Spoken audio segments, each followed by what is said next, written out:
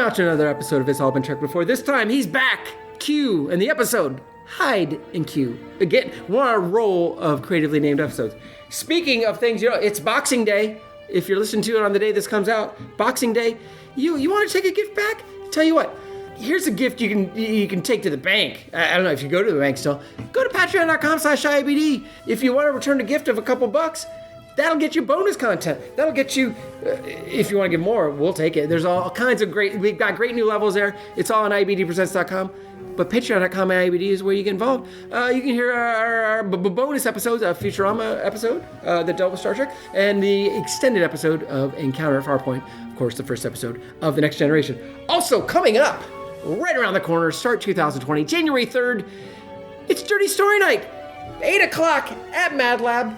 Get involved. Go watch. You know Dirty Story Night. If you don't, go to IABDpresents.com. Not safe for work, guys and gals. But go check it out there if you haven't heard it before. It's a lot of fun. Great themes. Hilarious and filthy. Go see it live. A lot of people are already signing up. January 3rd, Friday, 8 o'clock, Mad Lab Theater. And right now, Hide and Q. I should never forget Q. It's Hide and Q on It's All Been Checked Before. Welcome out to another episode of It's All Been Trekked Before. Your regular hosts are here. This is Steven. Jimmy-Jerome, that's it. We're here to talk about the episode where no Squire of Gothos has gone before. Is that an appropriate title? Yes. Yes. You've nailed a couple of my notes already. Yep. I'm glad I amused you. First impressions. As anyone who's listening to this podcast knows, I'm not a big fan of Q or Q-like characters. So it started off from a low point. Then I started having fun. This episode was up and down for me. There was parts I enjoyed. I enjoyed the Q more than I have before. I thought there was a lot of interesting things and then some disappointing things. I'm not sure where I landed on this. I didn't love it. I definitely didn't hate it. So yeah, I know I liked it more than I thought I would going in. I'll say that. I'm a fan of Q. Yeah. It is my impression this will be one of his weakest episodes. Yeah. I agree. There are some very interesting things in this episode. I'd say my biggest takeaway is this should have been a half-season arc. Yes. Not a single episode. Yes. And we'll get into... Everything just evolved way too fast. Yeah, it would have been a lot more interesting that way. Yeah. And I thought... They didn't do it in those days. But... No. If this was Star Trek Discovery doing this plotline, Michael Burnham would have all season to get used to the Q powers. Right. And then decide. And that would be a much more interesting arc. Oh, so much more interesting because you could really delve into in the way that this barely touched on a couple of things. So, he gets the Q powers, and I wrote down, this is very Gary Mitchell. Yeah. But where no man's gone before aspect. Of course, yeah. Mixed with the Squire Gothos. Yeah, which was... Truly. The French outfits and all that stuff and everything. And and even the ending with the... Getting summoned away, yeah. I don't particularly care for the Squire Gothos. A lot of people have said Trelane's probably a Q. Yeah, I still feel that way. And yeah, when we watched that, I remembered when we did that episode, I remember liking Squire Gothos a lot more. There's good parts 30 years to that episode. I don't hate it, but I didn't love it the way I used to. Because I feel like that used to be on top 10 lists. I don't think it is now. Yeah. I think over time it's just not as... But Where No Man Has Gone Before is an excellent episode. That has not changed. Yeah, and this copied the elements of that episode that this copied. We're talking, of course, about the pilot of the original series. Yes. What became the pilot. The second pilot. The aired pilot. Second pilot, yeah. What it copied from that one did better. Yeah, well, and I think... And that's one of my issues with this is that the Gary Mitchell we meet very briefly, we know he's kind of for lack of a better term, a dick. Yeah. So when he gets the powers, it makes sense that he's like... He's a Richard. Let's do this. Yeah. And we talked about that episode. The Sally Kellerman, the character, she was kind of torn on the whole God thing, but she was still a God, and yeah, it was the 60s, so she went along with whatever Gary Mitchell had to say. I feel like Riker, no human's perfect, obviously, and whatever. They went to lengths to enforce that and impress that, but two things. One, I think Riker is the guy. If one person could handle these powers, it's Riker. Two, I feel like first the Q say, hey, we want you because, there's this human compulsion. We want to know and everything. And we see that in you. Everyone else is like, well, you should say no to this. And to me, if Riker actually has that compulsion to know it, he should actually say yes and be like, all right, I want to know what this is like, and what do these guys know? Where are they from? What's the deal with these guys? Yeah. I don't understand. I get the rest of the crew saying, I get the, well, it's going to go to your head, and they jump to there really quickly before he really does. He never does anything bad, does he? Other than save people? No, he doesn't. And so I think they jump very quickly to that, and then it ends up being more of that, well, we want to get there on our own. We don't want to get a hand. We don't want to get help. I'm like, why? Why does that doesn't make sense?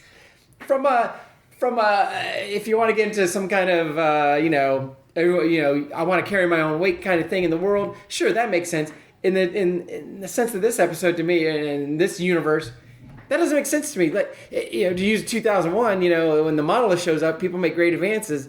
Society makes great advances. Why you don't want the monolith to show up? You don't want it to not show up. I just don't. It doesn't make sense to me why. I just don't think they should assume he's going to become Gary Mitchell. No. I think that's my problem with it. Look, I get power corrupts, and as good as a Absolute man power. as Riker, yeah, I know. As good a man, of course they mentioned that. As good a man as Riker is, yeah, I don't think he could keep it without being corrupted. But sure. But there are things that are useful that he could do first, and at least find out more about Q, like you're saying. Yeah. Just don't even try. Don't even give him the temptation at all. It's like, it's almost like he was like, have you guys heard of this alcohol? It's pretty good. I just had a sip. And they're like, no, you cannot drink ever. Just because you might abuse it someday. Yeah. Give it all up forever. Yeah, that's exactly it. Yeah. I don't know. Yeah, I think that's a pretty good analogy. Let's go over some of these notes, jump back. Those are some great overall thoughts, I think.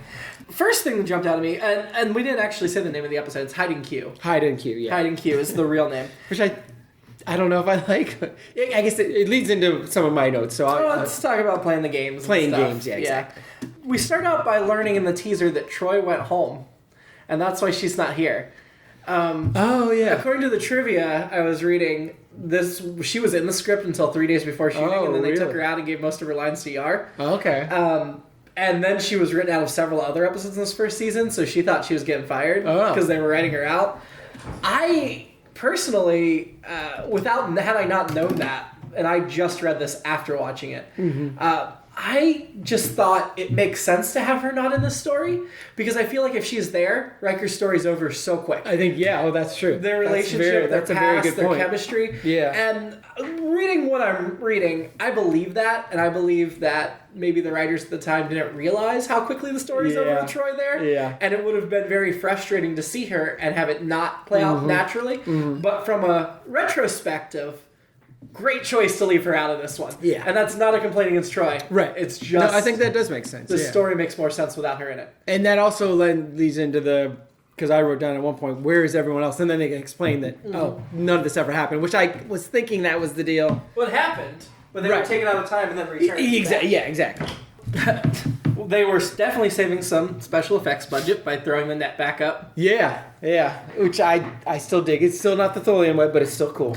It's cool, but it just felt unnecessary. If you want to remind us that Q is who Q is, we don't need it. Right. We've got enough other stuff to remind us. And so what are we on, like the 9th or 10th episode? That's a good question. Off the top of my head, I don't know.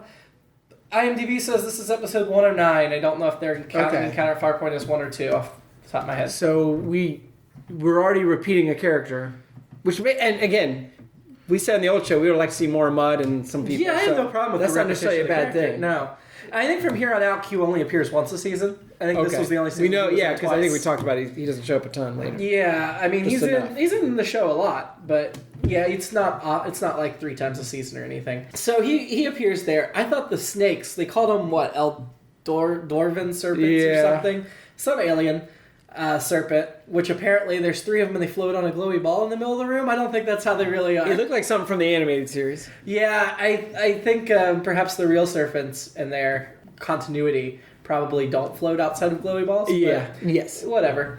But it struck me that the coloring of them matched Q's judge's robes, and I really appreciated that continuity. And then, of course, once you hear John Delancey's voice, there's no mystery. And again, that's why I think the Q-Net was just stupid and ridiculous, because you've got the snakes and the voice did a great job teasing him. Yeah. So that if you were a fan, you would have known. And then Worf takes a flying leap over the bridge to get down there, like over the back of the bridge, and then it looks like to me, and this could just be me, Yar looks at him, sees he's doing it, go, oh god, I better do this too. Right. And then makes this much smaller jump a minute later behind him. It did look like that. I thought all of Worf's stuff was, they showed us that he hated him last time, but I shouldn't say all of Worf's stuff. Some of it was just so over the top, and some of it was dumb. Getting to know the Klingon or whatever. I don't feel like it really goes with continuity that this is the Worf that we get to know. It doesn't seem that way either. No. Of course, I'm mostly, like I said, I'm more of a Deep Space Nine fan, so that's mostly the Worf I'm thinking of. And then Q puts on his dress uniform as a Starfleet admiral, which how is that different from a regular admiral? That's a good question. I mean, it had all that extra gold braid. I don't know if that was dress uniform. I assume it was dress uniform. Oh, that's a good. Yeah, that sounds like Q would go for the dress uniform. Yeah, I mean, from here on out, he basically almost always appears as a captain in the Starfleet uniform, like basically Picard's uniform. Yeah. So he's equal footing. Okay. But in this episode, he's an admiral, and then he's a commander when he talks to Riker. Right. He's in the red jumpsuit, and then of course he's Data for a while, so he's a lieutenant commander. Right. So he's jumping around ranks. You want to do fashion? We're kind of tough. Yeah, we're there. Fashion. That was the first time. Well, it might have been the first time I wrote down. Oh, wow. And then there's a couple of different thoughts. Very Squire Gothos, just the French. The martial uniform. The martial uniform, yeah. And then all the soldiers. But I kind of appreciated that. Well, Jean-Luc Picard. I think he was taunting Picard a little bit. Yeah. We had the monk robe. Yeah, which it reminded me of Return of the Archons. Oh, I didn't even think even about more that. than I was initially. I was thinking, of course, thinking the Jedi's for our Star Wars reference for the episode. But then I thought more of Return of the Archons. I didn't even think about that. Yeah, because in my mind it made him look taller. I mean, I think overall costume design in this episode was great. They did a good job, quality work. They had a lot of the. They called them animal things. Soldiers. Oh yes, they had a lot of them, at least 8.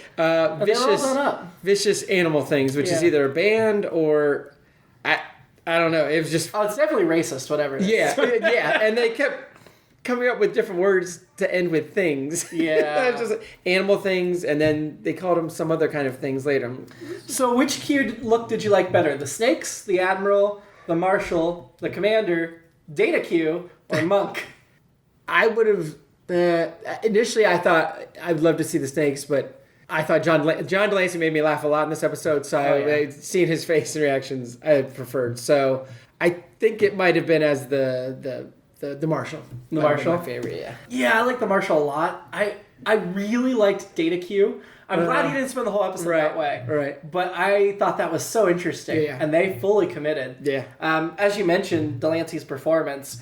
Among my complaints of this episode, that is not one of them. No, like I said, excellent. He made me laugh a ton. Like in some of his lines, I'm like, but he made me laugh a ton. So he's got charisma, he's got presence, and he's totally believable as the omnipotent God thing. Yeah, and it's one of those things of a guy settling into a role. I mean, he was fine the pilot too, but he sold some lines that shouldn't work. Yeah, or at least especially for me as a I hate God testers. Fan, yeah. But I enjoyed him in this episode, so I can't complain. Yeah, you mentioned the dialogue and kind of goes into the writing. This episode was written by Maurice Hurley, who was one of the producers. All right. But he complained that Gene Roddenberry did such extensive rewrites on it that he changed his name on the credits to C.J. Holland. Maurice Hurley would actually, while he produced a lot of Next Gen, and he had 6 story by credits, he only has 3 written by credits, and this is the first of them. There's another one this season, and then I don't know if The Child's season 1 or season 2, but they're all pretty early. And he does have story by for another Q episode next year. Or 2 years from now.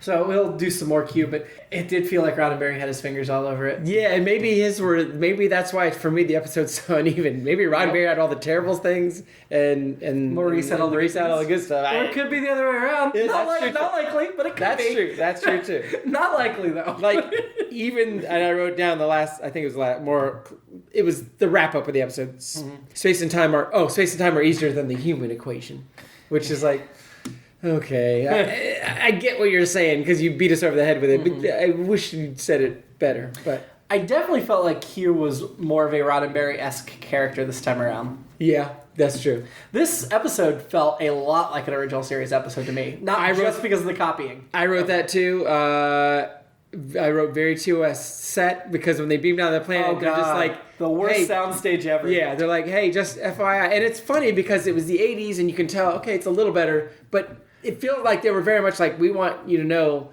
we want you to get that feeling of a 60s set. And maybe that's supposed to be like, hey, this is a fake world or whatever. Other than the two moons behind the Data's head in the one shot, it was not any better than a TOS set. It was exactly a TOS set. And right after they beam down and that's all there, they call Q imaginative. I'm like, what? This isn't imaginative? No. This is derivative. He watches a lot of 60s television. That's right. Well, they probably haven't seen 60s television. I did actually like when they go down to the rescue place. Mm-hmm. I did like that part. Yeah, that scene was cool. The set. And I don't know, I just felt like the characters were uneven in a way the original series were. It focused on a couple to the detriment of everybody else.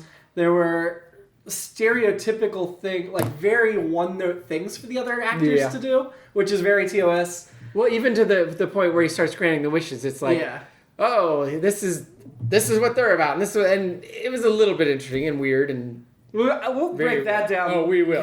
Gift by gift at the end. I got stuff there, but I don't know. Everything about it screamed TOS to me, and not in a good way.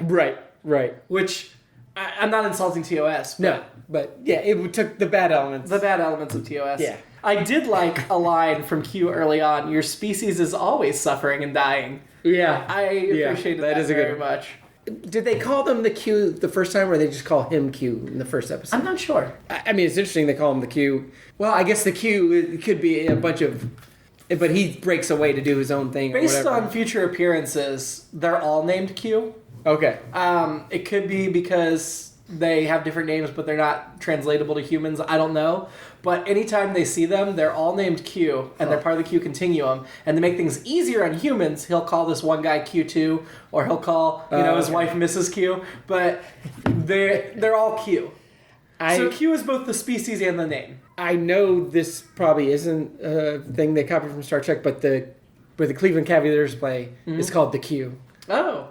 Maybe somebody who came up with that was a Next Generation fan, but it's the Quicken Loans Arena, or Quicken Loans Arena. Yeah. So that's the hip way they call it. But I want to believe there was a Next Generation fan that was like, let's just call it the Q. That'd be cool. Yeah. And it's a lot cooler than Quicken Loans Arena, that's for sure. I did think the one major difference from an original series episode to this is the original series episode would have just stayed on the planet with them.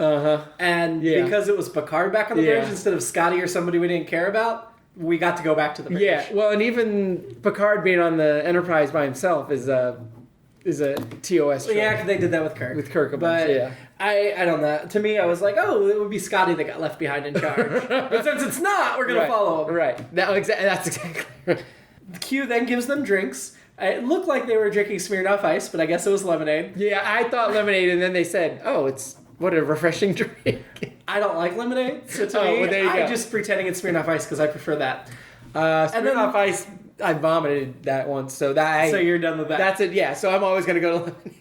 And then Worf just really didn't like the white Zin they gave him. I think that's what it was that he poured out on the ground. Because that wasn't that deep red Klingon blood wine. That's right. And he hasn't discovered prune juice yet, which will become his drink of choice. I did like, while we're on the Q says, drink not with thine enemy, the Klingon. I wrote that line down too. But I love that he follows up with, that must be why they were able to conquer you or whatever. And I was like, oh, sick. That's a sick Klingon burn. I did like that little piece of I did like that as a really good that's something a real dick would say, is like, well, I can see why. And a lot of his maneuvering or manipulating, I'm going to say something to get you going, falls flat for me. But that one was like, that's a good one. That's a pretty good one. To me, my first instinct was, that can't be a real Klingon saying, because that doesn't gel with what I know about Klingons. But we also got to see a lot of dishonorable Klingons. So perhaps that only gels for the honorable ones. And ones. maybe the Q haven't done enough Klingon research. Well, you think Worf would have corrected him if it was outright wrong. So then Picard's back on the bridge, and we get Yar in the penalty box. Yeah. And he's all like, tears are permitted. And she's all like, if you weren't a captain. And I'm like, okay, dirty story night now. That got weird. And then that was so beyond when Geordi gets to see, and he's like, you're so beautiful, even more than I imagined. I'm like, and again, this is one of those Smallville kryptonite, naked mind, naked time, sickness things. And I guess we'll see if they go back to any of these things. No, they don't. Okay, and that's the way it felt. It was like, these are weird out of nowhere, and I don't think that we're going to come back to them. If we'd established that Jordy had a crush on Yar, right, that would have been a really good scene. Yeah. It just seems like everybody always wants Yar. Data wants Yar, Jordy wants Yar. Right. To me, she's not like the super attractive woman they all need to bang. Is she? At the time, well... I mean, they all look great. I'll talk more about Yar later. But I did not like Yar at all in this episode. I didn't either. I didn't. But and again, I don't know if I'm blaming Denise Crosby or I'm just blaming what they gave her. Well, if this is true, she got a bunch of Troy lines, which wouldn't fit with the character at all. That makes sense too. But that scene between her and Picard was more than weird. Yeah. It was out of character for both of them. The Geordi I could buy somewhat, but Picard acting like that? Right. Well, and then later Picard says to Riker, well, the Q are messing with your mind. I'm like, well, how do you know they're not messing with your mind? It was very much a Super Picard episode where, he's able to cut through all this, whereas 2 or 3 episodes ago, I can't remember the group, was able to take over his mind very easily. Yeah. I'm fine with both of those scenarios, but this one felt very Picard's above it all. He can cut through it. But. Well, Picard, as Q kept calling it. Picard. Yes, but I think it also illustrated the difference between Kirk and Picard really nicely. Yeah. Because Kirk would have reacted very differently in this episode. I couldn't help thinking of that. Yeah. I mean, that's not my alternate episode, but it would be interesting to see this as a real original series episode. I mean, we kind of did. But we the exact scenario could have been interesting. I just think they were trying to tell us about this is a thinking guy. Yes. Riker's the big brash. Riker's the Kirk of the series. And I think that's very true. I felt that way too when I was thinking about Super Picard. It was like, okay, this is where I felt like it was kind of like, this is the thinking guy and he's going to figure this out and he's got it. Mm-hmm. Everything's cool. It's all right. Yeah. But Kirk was smart, but he did it on wits. Picard thinks it through. Yeah. Kirk did it on the seat of his pants. Yeah. He would come up with it. They're both smart, but they have different ways of thinking. And I think that's fair. Yeah. I think Kirk doing it by the seat of his pants would have been more interesting in this episode. Agreed. I would learn. Agreed. That's not my own, but I would like to see. I mean, I think they could have made Picard's thinking through interesting. Yes, they've done it differently. That's very true. But they didn't. Because that plays into the Super Picard where it's like, if we'd seen more of he didn't have it figured out right away, but it felt. In this episode, it felt like he had it figured out right away. But if they'd done a version where it's like, all right, I'm going to put this together because I'm smart and deductive. Well, and the detective is part of his makeup of the character. Right. So that would have been cool. It would have been. So then when Riker blows up the rock with the phaser, you notice the rock was hollow? And again, I can't decide if they can get away with that. Well, this is a made-up world or whatever. Nope.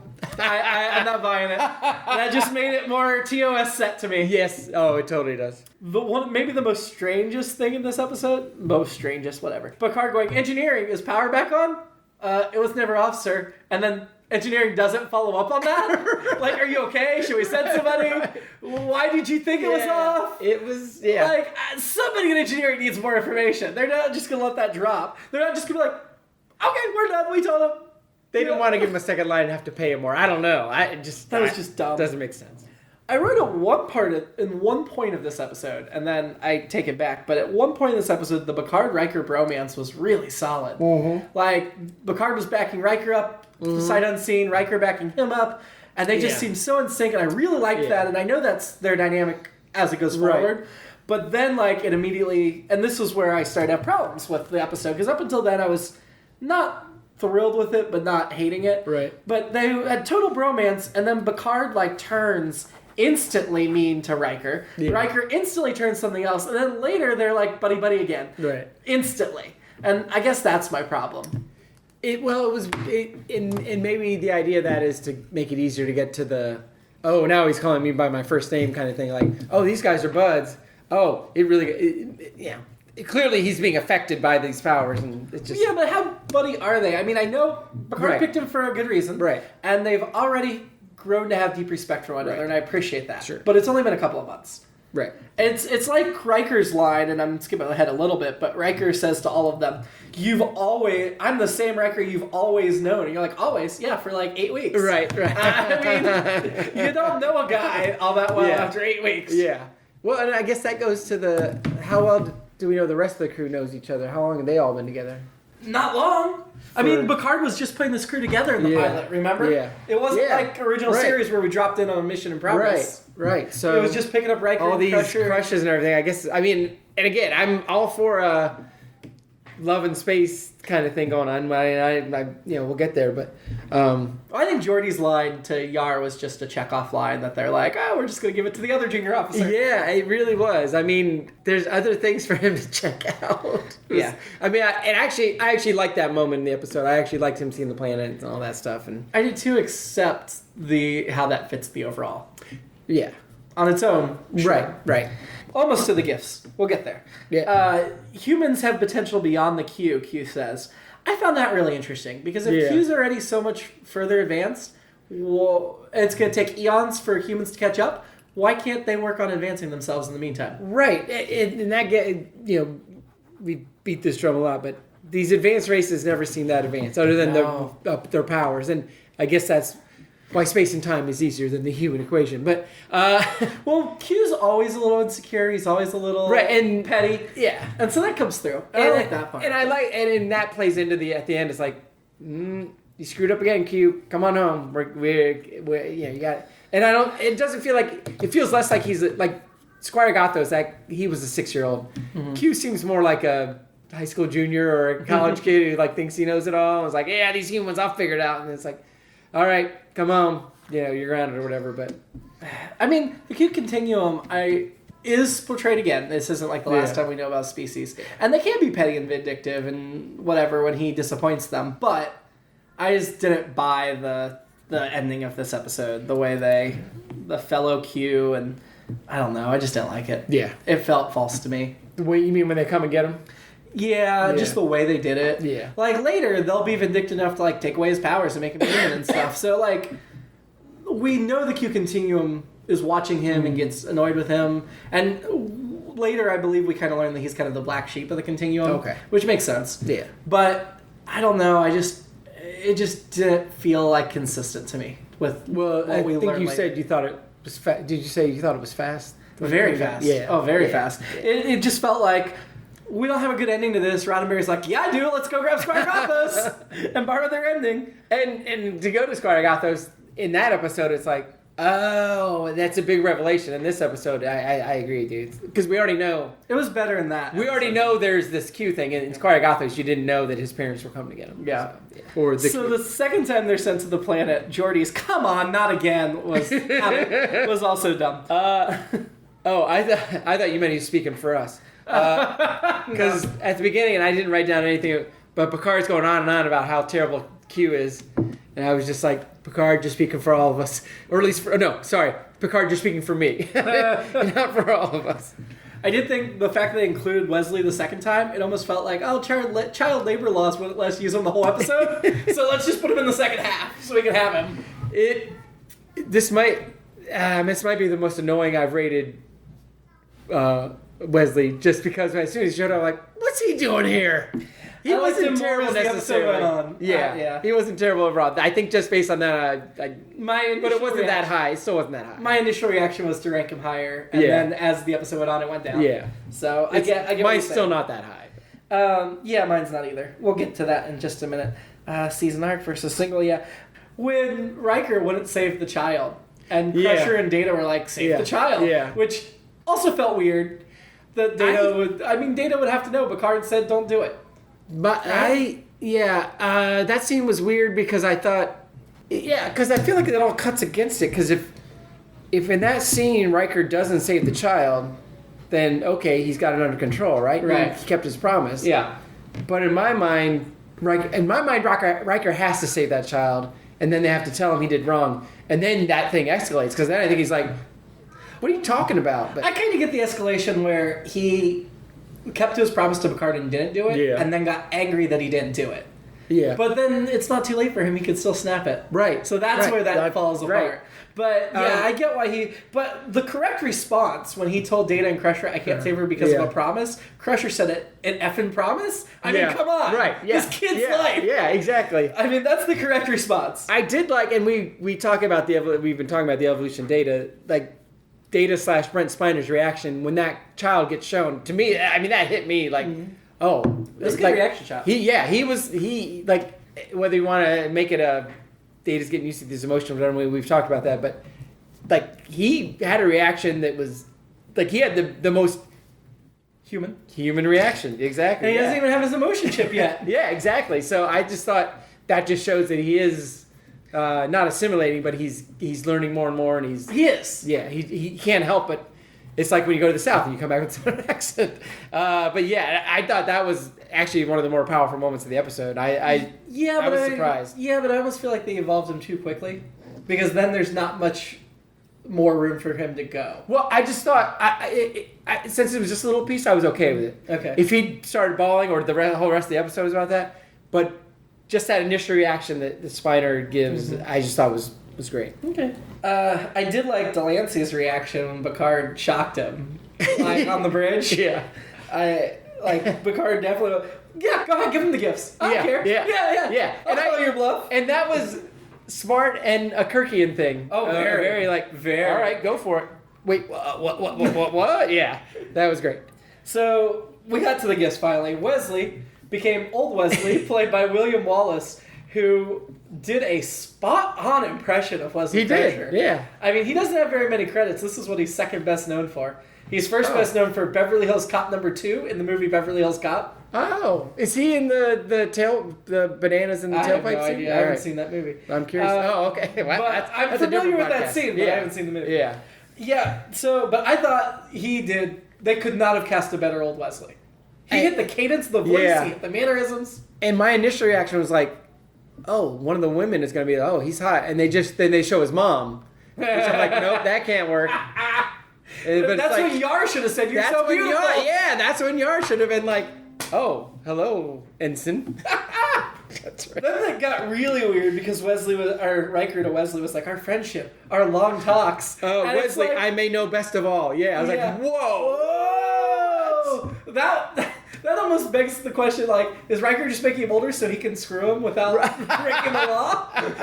I mean, it was...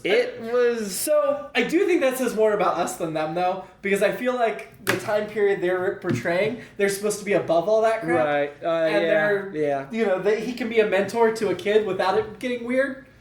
But just the dialogue just came across weird to us, in our sensibilities. And I guess maybe that's another one that... Because if Troy's there, it's like, no, you know her best of all. But I guess maybe he knows Wesley best of all. It just seems weird. It's just weird. Then we go right to Data, and immediately he's like, nope, don't want it, don't want it. Yeah. And I liked that, but I guess it made sense to come second so he could be the first one to tell him no. Right. But I also kind of felt like that was such a better reaction than the next couple that it almost made me sad they didn't hold it. Right. But then if they had held it, then he would have been like, well, I'm learning from watching these guys. Yeah. So I'm kind of torn on that. But he does want to become... human, but he wants to earn. Yeah. He realizes you can't take a shortcut. It wouldn't mean anything. I mean, it's from the Pinocchio, but... That's exactly what I wrote. I wrote Pinocchio. Mature Pinocchio. If this was Match Game, we'd be killing this. I wrote down Pinocchio, and then I wrote down AI, Artificial Intelligence. I can't wait to play Match Game again. It's coming up soon. So. For you guys, it was in the past. But that's right. Sorry. I'm sure we had a great time. Hopefully, maybe Woozle will plan another one by the time this goes out. There you go. So then we get Geordi in the eyes, which I agree with you. I thought it was well done. Mm-hmm. The R thing was kind of weird, but everything else was well done. I like that he took the moment to appreciate it before giving it back. Yeah, and... Because it would be real... I mean, Data just said no outright. Right. But Geordi let it do it and then gave it back, which is almost harder. Well, and part of me thought he almost was making the choice of, I'm more comfortable with this other thing. I know he would want the sight and all that, but at this point, he hasn't had the other, right? Because, I mean... he's never been able to... He's never, so... No, he was born. It's almost kind of a, Yeah, and then lastly we had Worf, which... I do think that was out of character. Yeah, I thought it totally was. I do think he's attracted to Klingon women, even though he ends up marrying a human. I will tip my hand already. So. I am. So. Wait, women? Yeah. Oh, I would. Yeah, me too. We're going to talk about that in just a minute. But I think we're on the same page there. I think we are. But it did feel really weird that I think Worf wanted more things more tangible than that. I think he wanted honor restored to his house. I think he wanted, those feel more. Well, and it was very, it was very Wizard of Oz. You get a heart, you get a brain, you want this. I know it'd be hard to make it. I feel like all those scenes would have been more powerful if everyone was separate, but I get having everyone together, so Q's there or whatever, but I don't know. Again, this goes back all the way back to if this was an arc rather than one episode, gotta get it out, but... I mean, I don't think the whole thing needed to be an arc, but Riker, certainly the character development needed to be an arc. And then you could have, some of these incidents could have been spread to different... It was definitely trying to give us we're going to give you a minute and a half into the Klingon world or whatever. Yeah, and that was all the gifts, right? I did. Again, Geordi, I don't know. I did not like his dialogue this episode, but then he had another line right after the Worf thing. Worf, is this your idea of sex? Yeah. What was that? I did not know what was going on there. I mean, obviously it is, so why are you saying it out loud? I don't know. It felt really weird to me. I did not appreciate it. Those are all the notes I have before we get to our rankings. What do you got? Not too much else.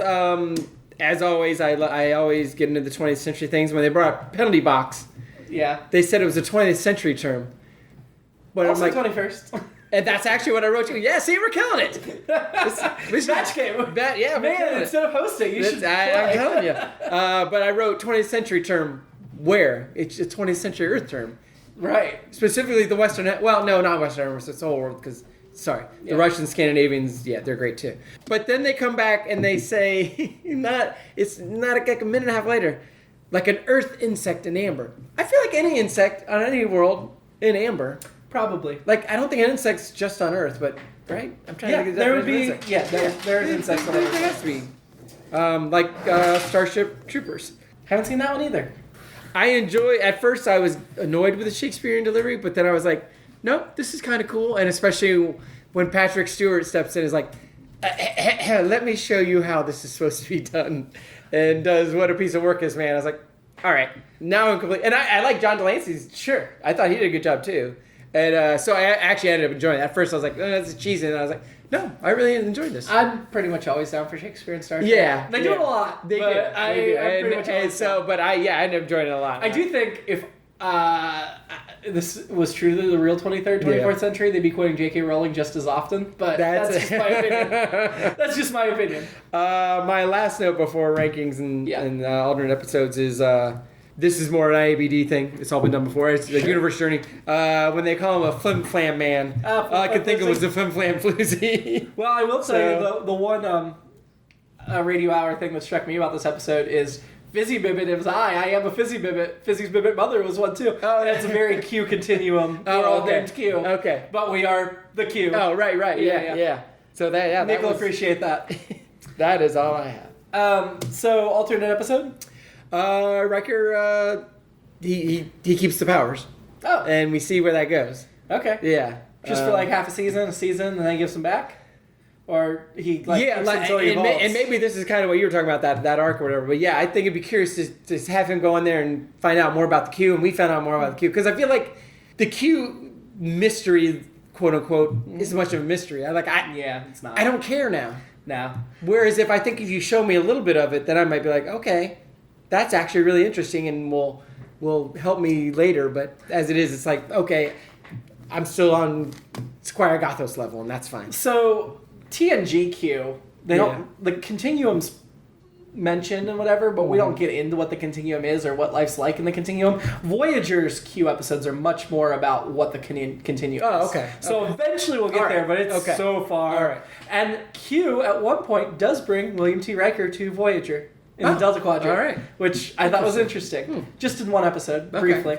All right. I will say, if our goal was to let Riker keep the power and evolve, they're already going to kind of do that with another character in the Next Gen and another character in Voyager. So I kind of feel like, I mean, not the exact same thing, right? But there are other characters that evolve beyond normal humanity. All right. So, Okay.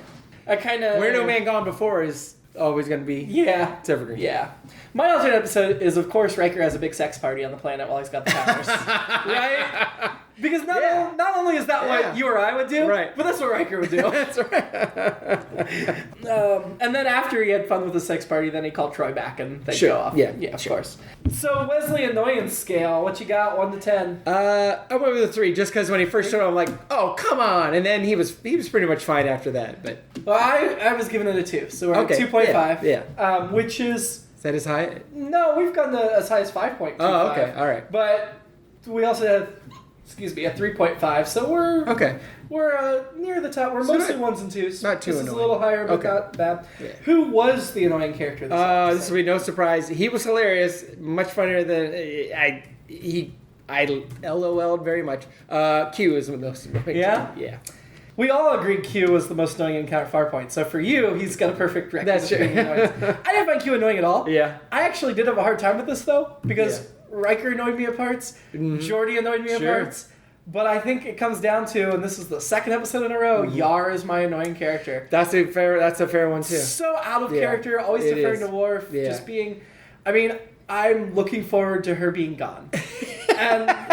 Again, I like Denise Crosby. It's not her. And I get that. It's the way the parts are written. I completely get that now, having watched these first 9 episodes.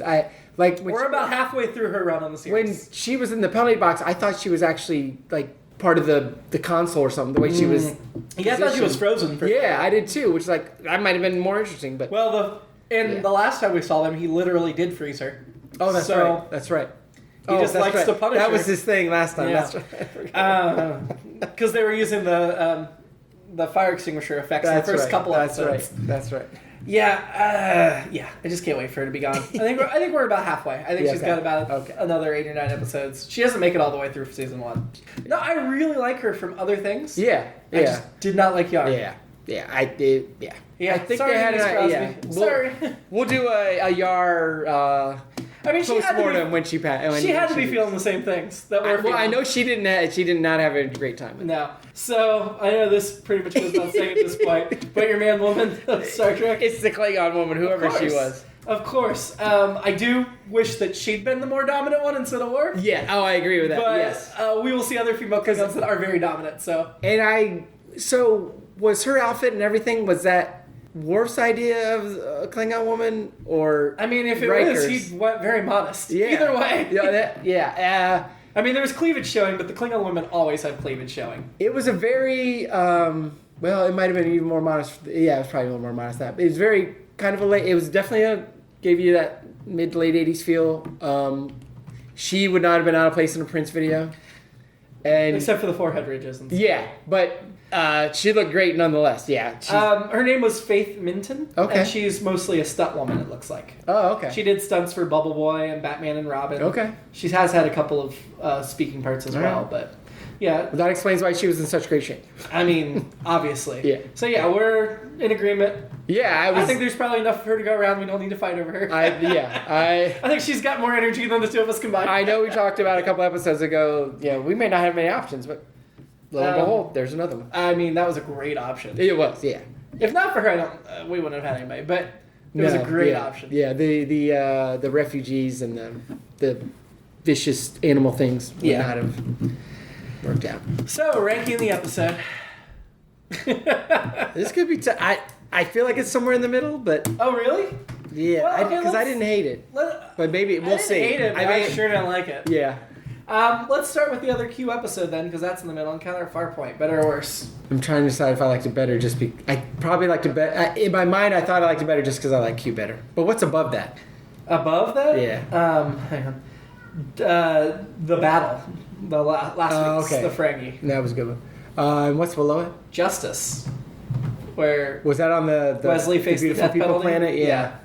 I would probably put it just above Justice myself. Really? Yeah, I'd put it below Justice. I'm not opposed to. Yeah. What's below Justice? Where no one has gone before. That's with the Traveler. I think that's a better. That's about where it is to me. Yeah. Below that is Lonely Among Us. Oh, that was. I remember what that was. Yeah, that was the aliens were trying to kill each other while at the same time there was an energy cloud affecting the ship. Yeah, okay. That to me is about the level this is. Yeah, I know I just said that about the last episode, but Where No One Has Gone Before, but no, I think it's about on par with Lonely Among Us. I would put it above that. Above Lonely Among Us? But Where No One Has Gone Before? In my mind right now, I like Where No One Has Gone Before. Where No One Has Gone Where Before. No One. You'd put this below that? Yeah. Okay. Yeah. Good, because I thought you were going to try to fight me to get it higher. No, I can't. I'd have a hard time fighting that I loved it. Yeah, but I know you were divided on Counter Firepoint and Justice. I think both of those are easily better than this. Okay. In my opinion. I think between Where No One Has Gone Before and Lonely Among Us is a good spot for it. I think, which puts it 3 from the bottom. Code of Honor, I think it's going to hang on to that bottom spot. I hope so. Although I was very tempted to put Lonely Among Us below it, so... But I guess this is a little better than that, because there were some great moments, even if the episode itself wasn't great to me. And it was mostly just wasted opportunities and taking shortcuts that I think was bothering me the most. So, not as bad as it could have been. Good concepts, poorly executed. How many times have we said that about a Star Trek episode? A lot. So, next week we'll be watching Haven. While on a mission to a planet called Haven, Counselor Troy meets her husband-to-be, a marriage arranged by her father years before, as the Enterprise encounters a ship far deadlier than any combat could provide. All right. I like the tease. So, we'll see. I don't remember this one at all, but Troy being betrothed, that's going to irk Riker, and... Sure. Let me guess, is she going to go off and get married, or is she going to stay on the ship? I'm going to guess there's some kind of mock time business here. It sounds a little bit like a mock time. Which isn't a bad, again, just like this episode, not a bad episode to copy or to borrow from, but... I think this one has a lot less mysticism. Okay. I think this one's a lot more grounded. It probably does. Betazoids, while they do have the mental stuff, aren't quite as mysterious as Vulcans. I mean, they go around naked and expose everything. Oh, that's right. They have naked weddings and things. I'm guessing we're definitely not going to see a wedding. No. A Betazoid wedding. No. But I read the book Imzadi, which we were talking about how great that book is. Yeah. And there is a very detailed description of a Betazoid wedding that Riker's invited to while he's on the planet. And does not realize that they show up naked. I know we have weddings like that on our Earth. Yeah. I've never been to one. No. Maybe that'll be our next nude show. Yeah, I'm going to say it. There you go. Okay, so until then, live long and prosper. It's All Been Done presents Who's Got the Time?